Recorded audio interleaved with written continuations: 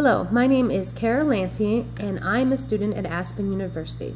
Today I'm going to be talking about Howard Gardner's levels of multiple intelligence that he published in 1983. In his research and through his studies, he found out that children and adults actually have multiple levels of intelligence, and he labeled them as in 8 different categories. Logistics and mathematical are the typical types of intelligence that many people think of.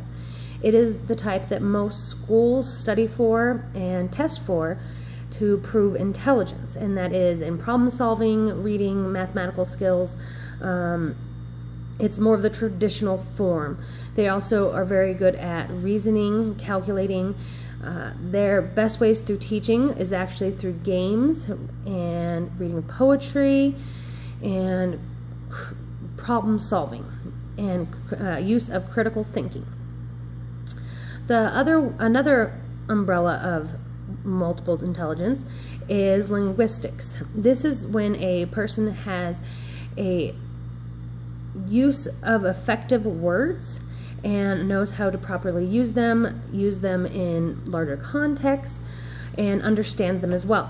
Many of these children actually learn best through words and actually think in words, and the best ways to teach them is in the creation of stories, in the learning of new words and how to use them, and also through poetry and in interactive audio dialogue. Visual or spatial is when you think of a form of physical space. When you're in an environment, you're very aware of the environment and what is around you and how to manipulate it in your own thoughts and mind to be able to create it. A lot of artists and architects and stuff have that because they can actually mentally think of the physical space. A lot of these students learn best through drawing and jigsaws and learning visually. They also like the use of pictures, taking pictures, and have a visual learning style.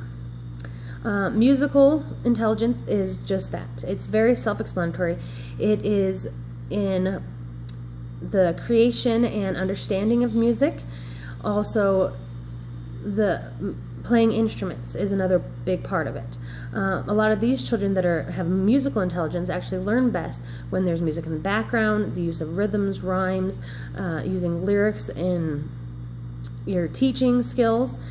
So that is the musical intelligence. Bodily kinetics intelligence is the use of your body effectively.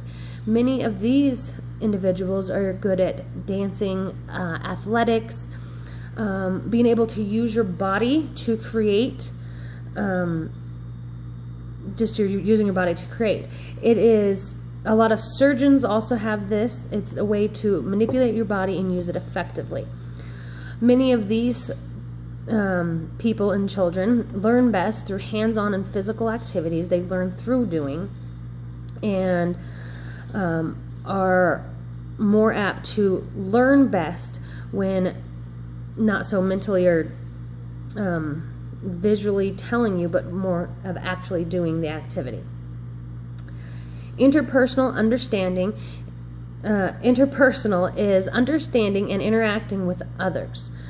These are the people that are very empathetic. They normally have tons of friends. They learn best in groups and from one another.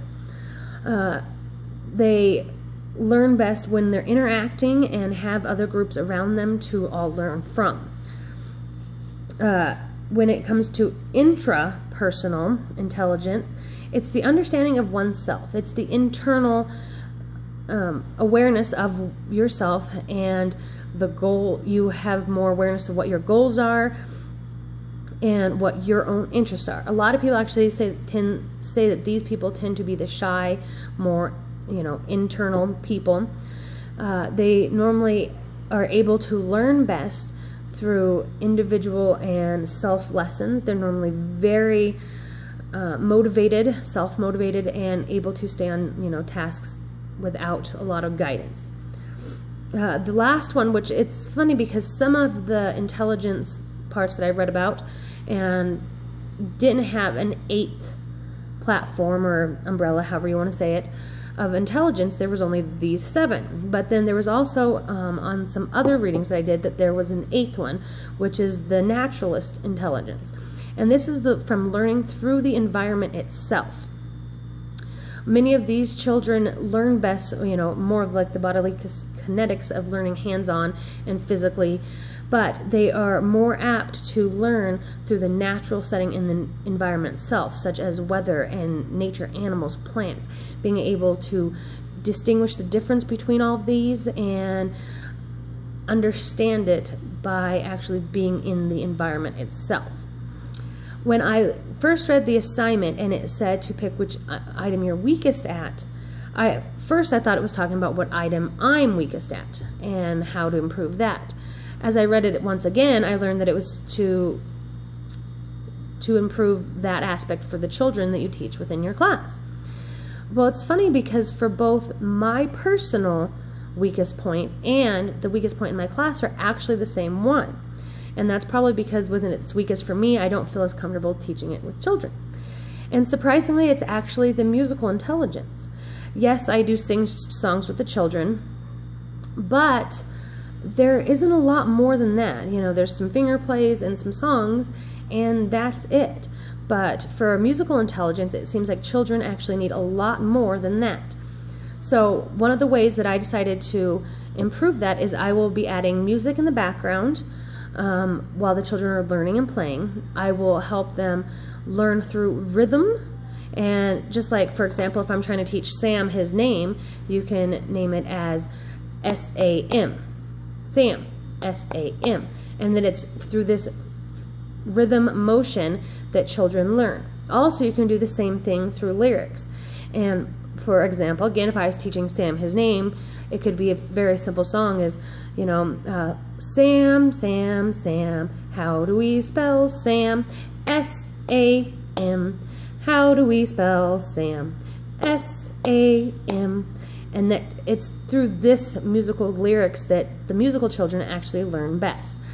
For that, I will hope that these musical intelligence strategies will actually help to improve my teaching for these children. Thank you very much.